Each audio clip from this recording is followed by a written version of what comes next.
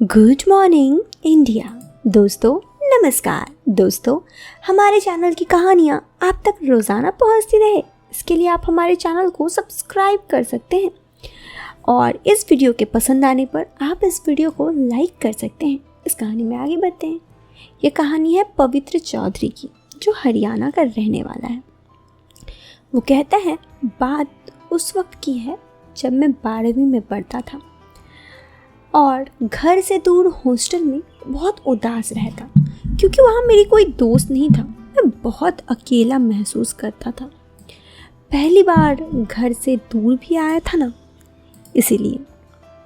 हमारी कक्षा में बहुत सारी लड़कियाँ थीं, एक से बढ़कर एक खूबसूरत। जैसे कि मैंने बताया, मेरा कोई दोस्त नहीं था। अब तक तो मैं भी एक अच्छे दोस्त की तलाश में था। मुझे नहीं मालूम था कि एक दिन ईश्वर मेरी ये तलाश पूरी कर देगा।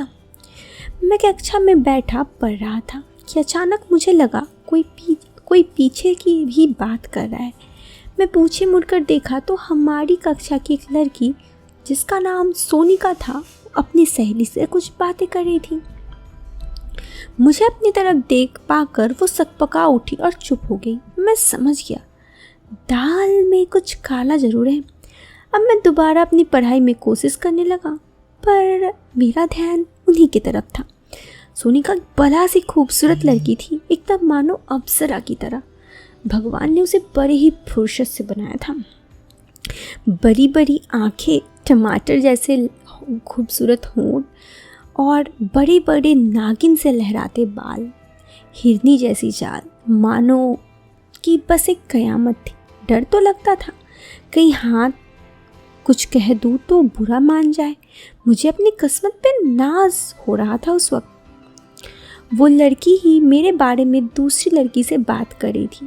वो भी लड़कियां हॉस्टल में रहती, शायद उनको हाल ही में मेरी तरह था, पर कहने से डर था। मतलब शायद उसका हाल मेरे तरफ था कि मुझे पसंद करती है।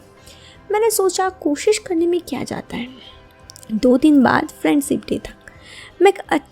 मैंने एक दोस्त से कुछ फ्रेंडशिप बैंड मंगवाए और अच्छा सा लेटर लिखा और कहा कि अगर ये मेरा बैंड स्वीकार कर ले तो मैं उसे दे दूँ। और हुआ भी कुछ ऐसा। मन में डर था, पर हिम्मत करके मैं उसके अकेला पाकर उसे प्रपोज कर दिया। पर उसने मना कर दिया। मैं उदास होकर कक्षा में बैठ गया। थोड़ी देर बाद मेरी ही कक्षा की एक लड़की पूजा ने आकर मुझसे कहा, सोनिका तुझे नीचे कॉमन रूम में बुला रही है। मैं नीचे गया तो देखा सोनिका वहाँ खड़ी मेरा इंतज़ार कर रही थी। मैं उसके पास गया। वो बिल्कुल डरी और सहमी सी थी। मैंने पूछा, क्या बात है, मुझे क्यों बुलाया? मुझे पता तो था ही कि वो वही चाहती है जो मैं चाहता हूँ, बस कहने से डर रही थी। उसने कहा, सॉरी, मैंने तुम्हारा दिल दुखाया। वैसे मैं भी तुमसे दोस्ती करना चाहती थी, पर डरती थी कि कहीं तुम और लड़कों की तरह मुझे धोखा तो नहीं दोगे।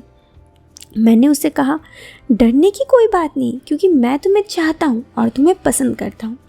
ये सुनकर वो खुश हो गई। हाँ, उस वक्त कोई कहीं भी आ सकता था, इसलिए मैंने उसे वो फ्रेंडशिप बैंड और लेटर दिया और हम दोनों कक्षा में चले गए।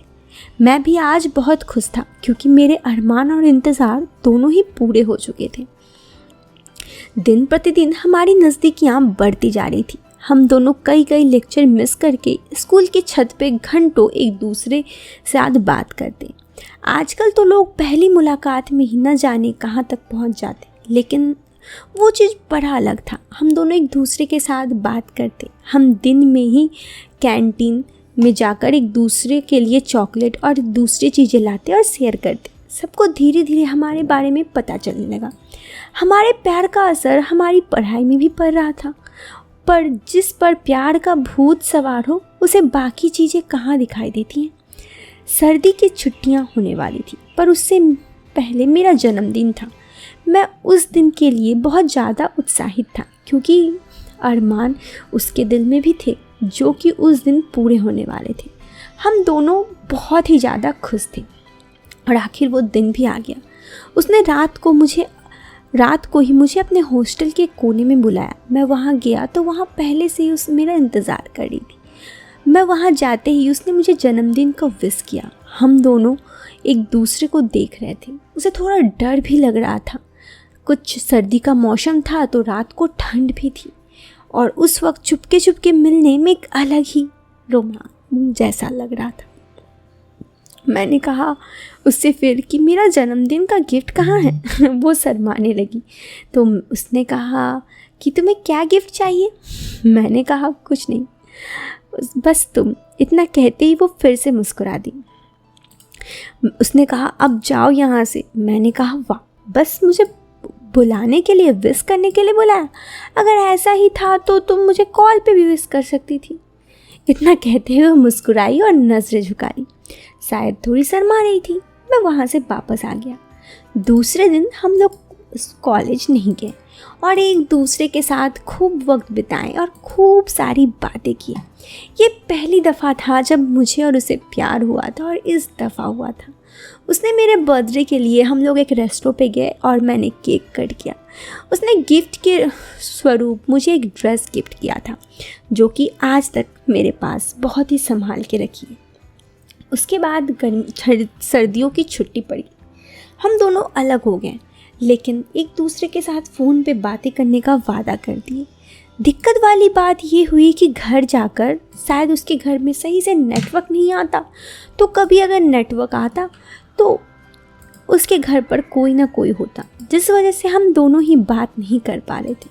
मुझे उसकी काफ़ी याद आ रही थी। धीरे धीरे नया साल आ गया। नया साल के दिन वो रात को मुझे विश भी नहीं कर पाई। वो घर पे थी और उसके अकेले का कमरा नहीं था, लेकिन फिर उसने मुझे बस मैसेज किया। कुछ दिन ऐसे ही बीते और फिर जब हमारी कॉलेज खुला तो हम दोनों एक दूसरे को मिले। वो मुझे देखकर उसकी आंखों में आंसू आ गए। उस वक्त मैं समझा कि वो मुझे कितना प्यार करती और मैं समझ गया कि चाहे कुछ भी हो जाए मैं उसे दुनिया में कभी धोखा नहीं दे सकता, क्योंकि उससे जैसा प्यार, या फिर यूँ कहे तो फर्स्ट लव, एक बहुत ही प्यारा एहसास था जो हम दोनों का ही था। इसीलिए उस दिन के बाद हम दोनों एक दूसरे से थोड़ा और करीब हो गए।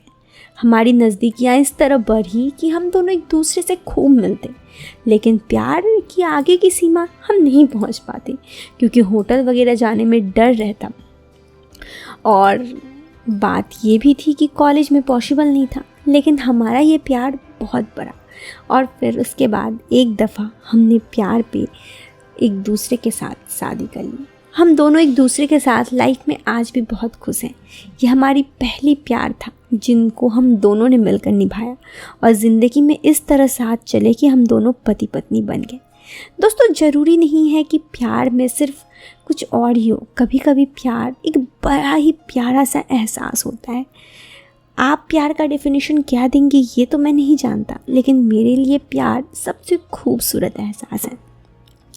तो दोस्तों, ये प्यारी सी कहानी यहाँ पे ख़त्म होती है। कैसी लगी आपको ये कहानी? कमेंट बॉक्स में कमेंट करके ज़रूर बताएं।